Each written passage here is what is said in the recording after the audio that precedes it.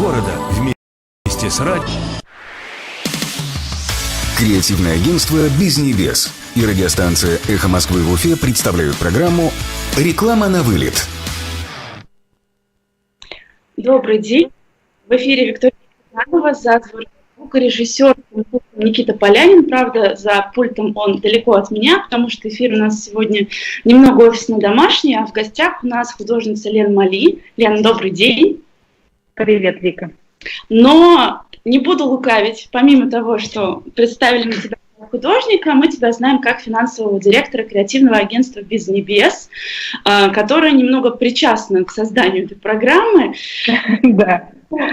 Наверное, хочется в первую очередь поговорить о том, как тебе, на «ты» будем в эфире, как женщине удается совмещать две такие непростые грани, ну вот где бизнес и где творчество. Это же разные истории.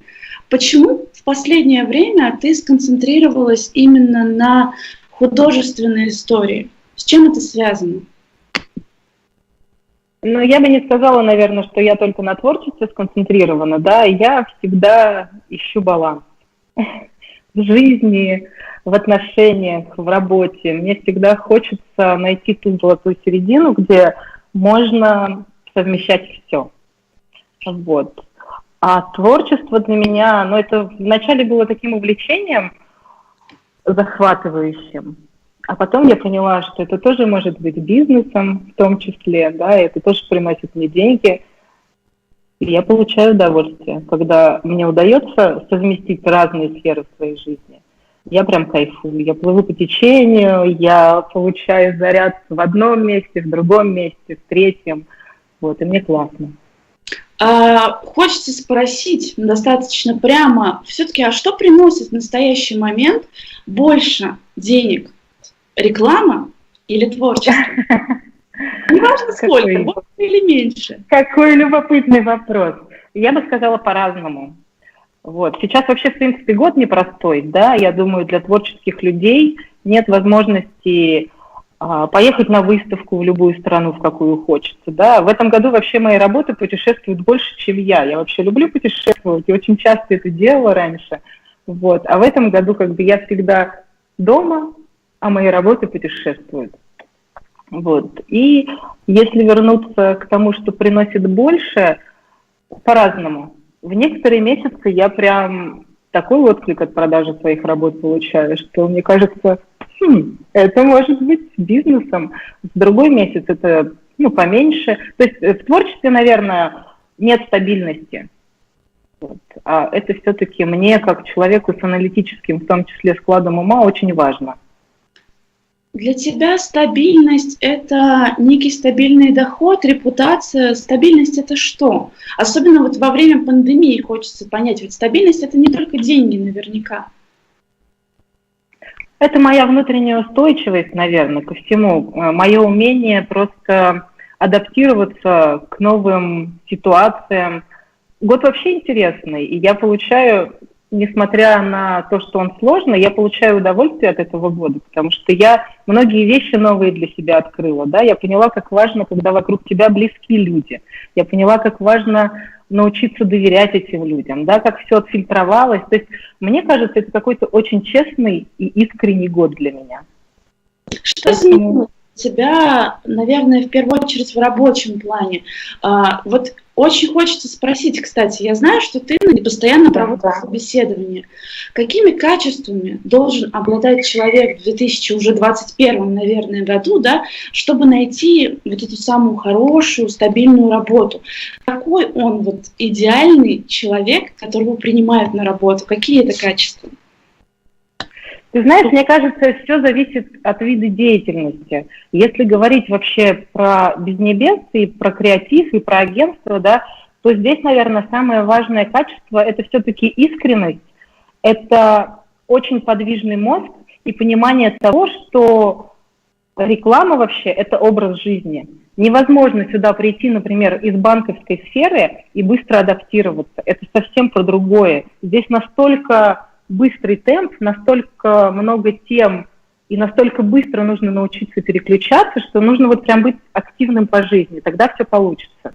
Вот. Я в первую очередь смотрю, наверное, на это. Я смотрю на жизненные принципы вообще, на интересы человека. Я спрашиваю всегда о том, к чему человек стремится, кем он себя видит. Вот. Ну и все должно быть все-таки какое-то нестандартное мышление, потому что иногда я задаю такие очень интересные... Реклама и креатив – это всегда по любви в первую очередь, да? Да, конечно. Это нужно любить. Очень часто я вижу вопрос в социальных сетях, либо бывает, что спрашивают знакомые про Безнебес, что 14 лет много же, не надоело, вот вам не хочется, я не знаю, заняться чем-нибудь другим, уйти от операционной деятельности, может быть.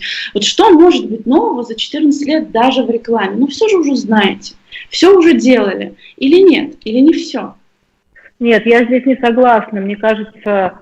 Все настолько быстро меняется, и появляются какие-то новые инструменты, новые веяния, то есть ты должен вообще постоянно быть в тренде. То есть невозможно так сказать, да я 15 лет в рекламе, я уже все знаю, все умею, все я бог, да, рекламы, например. Вот, здесь наоборот. И в этом прям, мне кажется, сила. То есть ты столько всего знаешь, что, мне кажется, ни в одном другом виде деятельности ты не можешь быть настолько развит.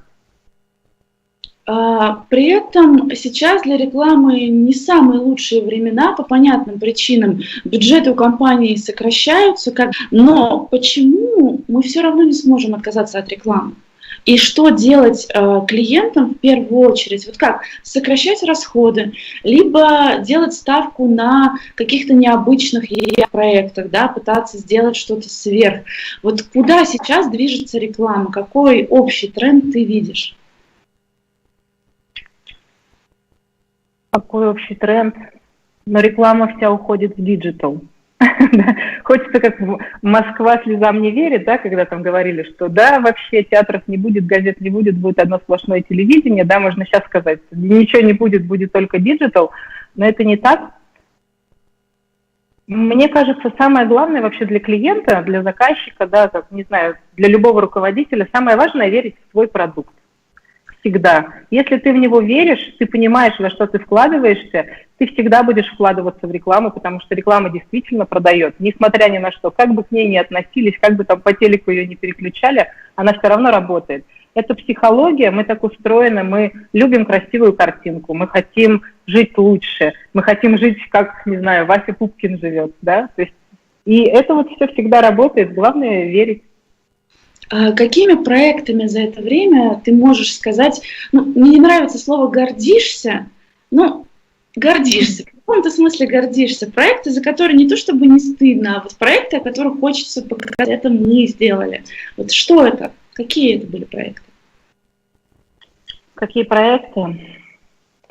Самый главный проект, наверное, для меня — это я как художник все-таки.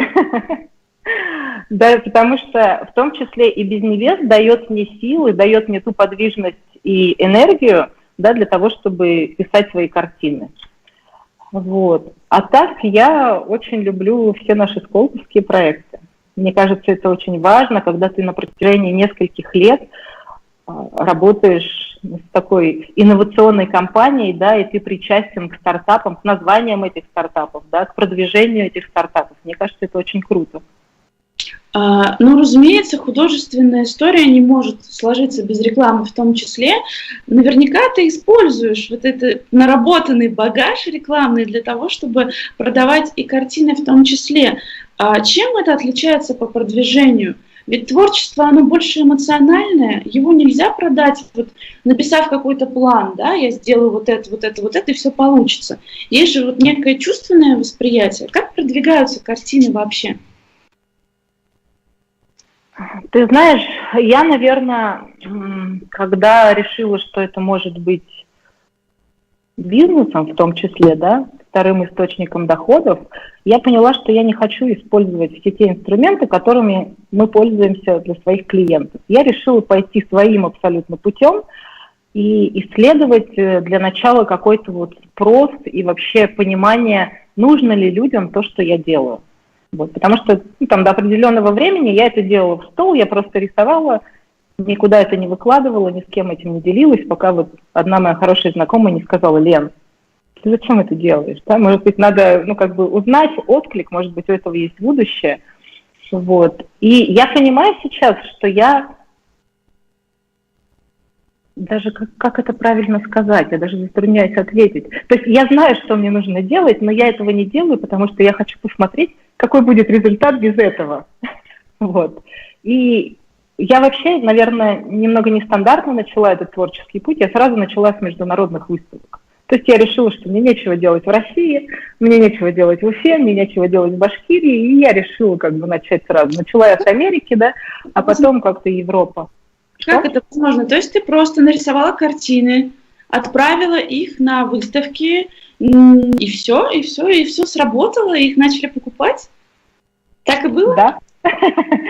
Так и было. Ну, то есть началось, первые 3 выставки, они прошли как бы вообще в стол, то есть мне даже никакого отклика не было, да, я не знала, что там вообще происходит. Потом я решила попробовать, что, а почему только выставки, да?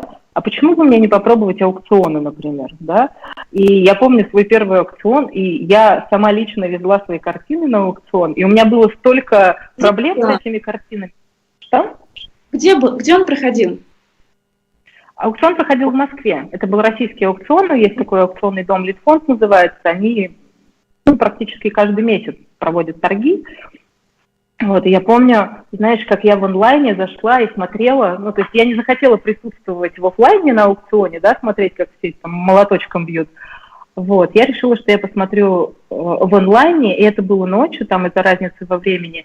И я помню, у меня так тряслись руки, я такая, блин, и вот эти циферки, которые там увеличиваются, да, вот эти ставки, которые проходят, я такая думаю, так, оценят меня или не оценят?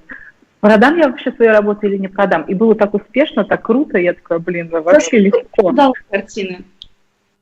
Что? За сколько ты продала картины? Ты помнишь? Конечно, я помню. Мне не хочется, знаешь, я, наверное, промолчу. Я продала свою первую работу очень дорого. Вот. Даже сейчас по нынешним как бы расценкам, да, как это сказать, я просто не хочу, наверное, как-то обидеть, задеть самолюбие или еще что-то там у художников, которые будут это слушать, поэтому я не скажу сумму. Достаточно. Но она была очень приличной. Она была дорогой, хорошо. Но также бывает не всегда, да, то есть я так понимаю, что есть какие-то моменты, опять же, есть же творческие кризисы, вот как бы это банально ни звучало, они же все равно есть. Или ты рисуешь всегда, вот даже нет настроения, нет желания, все равно просыпаешься утром и понимаешь, я должна рисовать. Как у тебя происходит творческий процесс?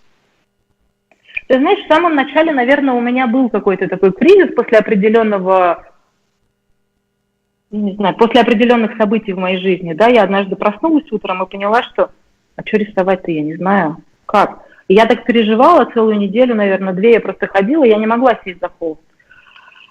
А потом я подумала, что, Лен, давай проведи аналогию с работой, да, то есть если ты хочешь как бы реализоваться как художник, ты должна работать, независимо от того, приносит это кому-то удовольствие, да, глядя на твои работы, не приносит. Ты рисуешь то, что у тебя внутри, поэтому садись и рисуй.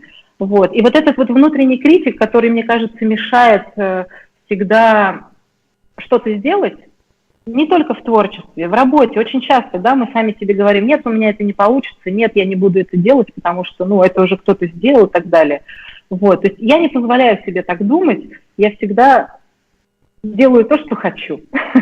Вот. И, в принципе, с тех пор у меня ни разу не было кризиса, я рисую в любом настроении, в любой ситуации, когда у меня есть свободное время, когда у меня нет свободного времени. Но самое лучшее время для творчества у меня это, конечно, раннее утро. Когда я понимаю, что весь город спит, мне никто не звонит, мне никто не пишет, я предоставлена сама себе, и есть только я, краски и холст. Это самое классное ощущение. Во сколько ты встаешь обычно? По-разному. Чтобы нарисовать. 5 Да, на неделю, да. Особенно если я рисую какую-то картину, которую вот не хочется закончить, я могу спать по 2-3 часа и легко вообще, без последствий. Через 5 лет ты видишь себя скорее в бизнесе, в рекламном, или же ты хочешь сконцентрироваться максимально на творчестве, на карьере художника? Как ты видишь свое будущее? Мне, конечно, хочется реализоваться как художник, стать известным художником, продаваемым художником.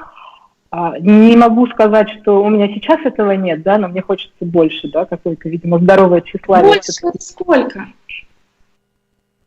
Больше что? Что должно произойти, чтобы вот ты проснулась утром и поняла, что да, достаточно, вот теперь я известный художник, и меня это устраивает. Какой KPI, скажем так, если говорить рабочими терминами, что должно произойти?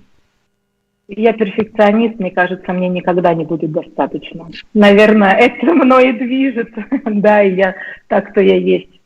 Но вообще в целом я вообще не понимаю, зачем я должна категорично выбрать бизнес или творчество. Да, непросто, да, тяжело, да, у меня не хватает времени, да, я иногда начинаю нервничать и психовать, что у меня там что-то не получается, но я себя успокаиваю тем, что я женщина, и я могу себе это позволить, да, быть такой, какой я хочу. А во-вторых, я всегда нахожу компромисс, и мне всегда удается совмещать. Вот. Поэтому я думаю, дальше будет еще интереснее. Во многом, как мне показалось, твои картины, они как раз-таки про женственность и про женскую историю и женскую линию. Почему так? Потому что, наверное, я всегда рисую себя. Я всегда рисую свои состояния, свои эмоции. И я вижу, например, как люди реагируют, да, на некоторые. И так интересно, у всех по-разному. Да? Вот я, допустим, закладываю одну эмоцию, спрашиваю человека, а что ты видишь? И мне говорят совершенно другую. И мне так классно от того, что это тоже не оставляет равнодушным, и люди задумываются, ну, о чем-то прекрасном. Вообще всегда же хочется нести добро в мир, да, чтобы вот что-то такое светлое оставить вот свой след в истории как раз вот чем-то добрым, да, не хочется там революцию устраивать. Поэтому это так классно. Если возвращаться к рекламе, очевидно, что в последнее время складывается некий запрос на добро. То есть, я думаю, ты сама обращала внимание, что хайп и скандалы, они не вдохновляют людей никак, и вся реклама, она сконцентрирована вот на этой потребности. Тем не менее, не все компании это используют. Вот как ты представляешь рекламу, наверное, в перспективе 2021 года? Что мы будем видеть? Больше добрых историй, больше социальных историй. О чем будет реклама вот на грядущий год? Ты правильно, что-то доброе, что-то светлое. Я думаю, эта тенденция сохранится, потому что время непростое, и все, что нам сейчас остается, да, мы же не можем ничего спрогнозировать. Ни в рекламе, ни в бюджетах, ни в продажах, да, то есть все немножко находятся в таком подвешенном состоянии. И мне кажется, вот эти базовые принципы как раз человеческие, да, доброта, искренность, открытость, да, какие-то семейные ценности, любовь к родителям, к детям, к партнеру. Мне кажется, это всегда будет работать, в том числе потому, что каждый из нас немного ребенок всегда. Он и останется, да, и чем больше мы будем вот это вот ощущение своего ребенка внутри сохранять, тем человечнее мы будем становиться. Вот. Мне кажется, это будет работать всегда, не только в 2021. А если говорить о каких-то практических советах для тех, кто обращается к рекламе постоянно, то есть в первую очередь, наверное, для клиентов, как им обращаться с рекламой в новом году? Ну, понятно, да, что мы ушли в диджитал, что заказывать рекламу на заборе теперь не так интересно, как таргетирование в Инстаграм и так далее. Но все-таки, вот представим, что я, например, средний бизнес какой-то, да, у меня маленькая студия своя. Как мне ее рекламировать, имея минимальный бюджет? Вот что мне делать? Делать самому, может быть, что-то продвигать? Или все-таки без агентств до сих пор не обойтись? Вот как? Как работать именно сейчас? Если речь не о глобальных, например, проектах Сколково, да, а о чем-то более приземленном, более уфимском. Ну смотри, здесь у меня, знаешь, я всегда считаю, что каждый должен делать то, что он умеет. Вот. И то же самое касается рекламы. И если мы говорим о каком-то микробизнесе, да, или мини-бизнесе, и даже среднем бизнесе, который как бы вот решил, что нужно начать рекламироваться, все-таки пойти путем, ну не знаю, может быть, консультаций, Да, можно потратить очень много времени, самостоятельно придя к этому, да, но тогда, если ты руководитель, да, и ты решил разобраться, как работают все рекламные инструменты, то время, которое ты потратишь на изучение этих инструментов, да, мне кажется, ты немного потратишь не туда, потому что ты как руководитель должен заниматься другими делами, да, и нужно доверять это все-таки профессионалам. И если у тебя какие-то минимальные бюджеты, и ты не понимаешь, куда пойти и как это сделать, то, мне кажется, лучший выход – это все-таки консультация. Любое агентство профессиональное, оно оказывает консультационные услуги. Ты можешь всегда прийти, поговорить, обсудить и сказать, да, вот у меня такой-то бюджет, я не смогу, допустим, да, там, зная ваш ценник или там ценник другого агентства, стать вашим постоянным клиентом, но могу ли я, например, там раз в 2-3 месяца брать ваши консультации для того, чтобы понимать, да, или там для того, чтобы вы мне рассказали, какими инструментами пользоваться, чтобы я шел правильно. Или там в конце помогли, например, мне с аналитикой, чтобы я понимал, что это действительно то, что нужно. Вот. Я думаю, что вот так. Скажи, пожалуйста, хочется узнать ответ вот на какой вопрос. Ты не позиционируешь себя как публичный человек, хотя могла бы. Это твой осознанный выбор или нет? Вот как так сложилось? Ну, грубо говоря, ты могла бы ходить на мероприятия, говорить всем про агентство. Вот это вот вся история про пиар и продвижение, да, могла нести ее вот вместе с красной помадой, с улыбкой в люди, но ты этого никогда не делала. Почему? Ну, на мероприятия я, конечно, хожу всегда, но я просто боюсь панически, честно признаюсь, публичности. То есть для меня гораздо интереснее посмотреть на все со стороны. Вот так молча, с бокалом шампанского, на каком-нибудь светском рауте, понаблюдать за людьми. То есть я интроверт, и мне очень комфортно наедине с собой. Но работа меня все равно обязывает, я все равно хожу. Вот. Но минимизирую. Мне гораздо интереснее посидеть дома, порисовать, почитать книгу. У меня куча увлечений, мне никогда не бывает скучно. Вот. Мне всегда с собой интересно. А почему ты осталась в Уфе? Ну, наверняка, вот мы говорим о масштабах, о выставках международных. Ты же могла уехать, ты хорошо знаешь языки. Почему остаешься в Уфе? Почему это так важно? Ну, это, наверное, такой очень личный вопрос. Я на самом деле хотела уехать. Я сделала все для этого. Но, с одной стороны, мне... Ну, вот это мое внутреннее ощущение, что как-то вот... А вдруг что-то без меня пойдет не так? Да? Хотя я попробовала уже все форматы удаленной работы, я понимаю, что я могу это делать. Но а сейчас это уже личная история. В этом году это уже о личном. Не хотелось бы об этом говорить сейчас. Если возвращаться как раз-таки к HR и набору сотрудников, мы сейчас начали говорить про удаленную работу. На твой взгляд, вот удаленка все-таки это хорошо или плохо? Потому что, насколько я знаю, без небес все равно придерживаются позиции, что, ну, по крайней мере, большая часть ключевых сотрудников всегда должна быть на рабочем месте в офисе. Хотя время и диджитал позволяют быть нам всем на удаленке. Что ты думаешь по этому поводу? Мне тут тоже кажется, нужно найти баланс. Просто есть профессии, да, где очень комфортно работать на удаленке. Да? Вот если говорить, например, о программистах, они сами себе, да, им не нужно там с кем-то общаться и поддерживать. Они легко могут работать вот на фрилансе, на удаленке, как угодно. А если мы говорим все-таки, допустим, о креаторах, да, о каком-то креативном отделе, то здесь очень